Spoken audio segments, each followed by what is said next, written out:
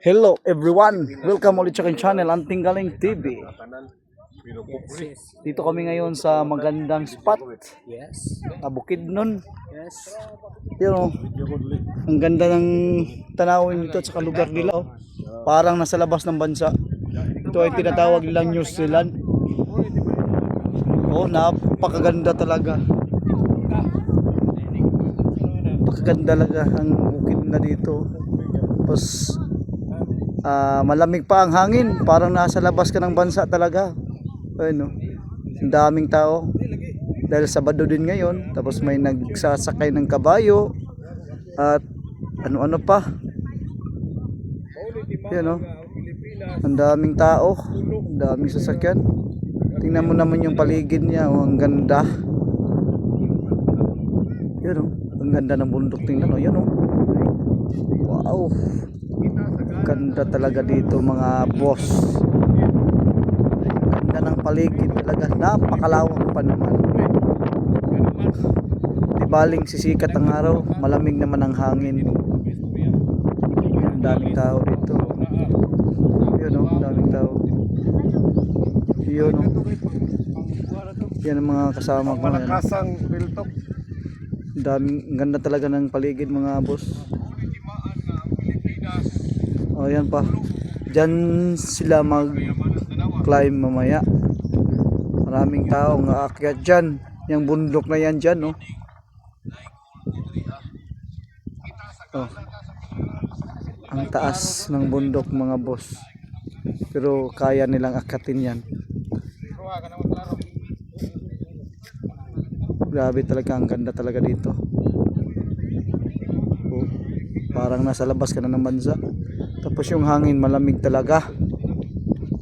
Hindi katulad ng lugar namin sa Leyte, napakainit. Pero dito sa Bukidnon, napakahangin, ang lamig pa.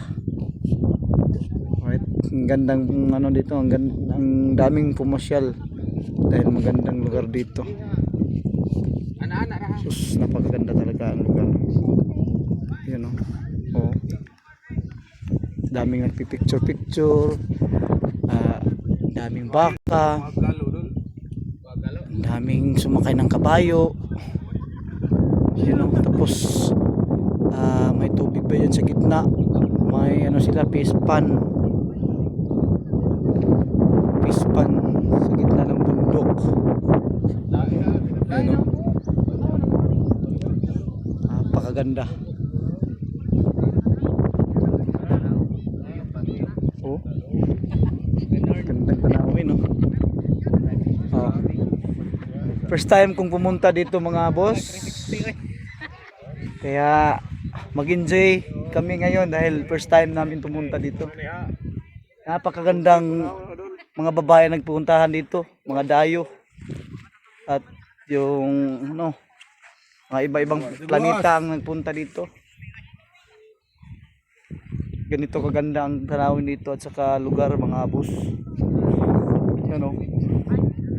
Diba? Ang lawak pa ng lugar.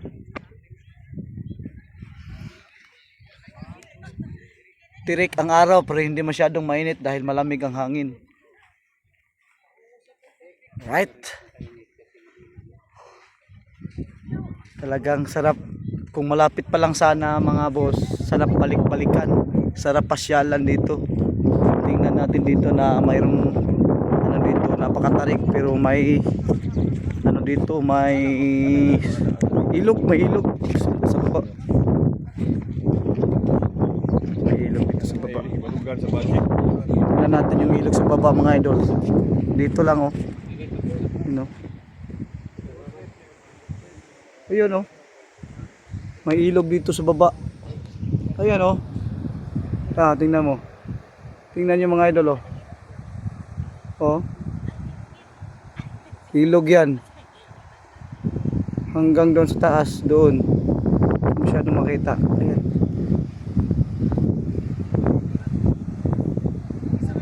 Napakalakas ng agos ng tubig dito sa baba ng mga bundok. Kaso wala lang masyadong mga kahoy. Iba namang tumubo na hindi naman ano. Walang masyadong malaking kahoy. Yun lang sa gitna. Alright.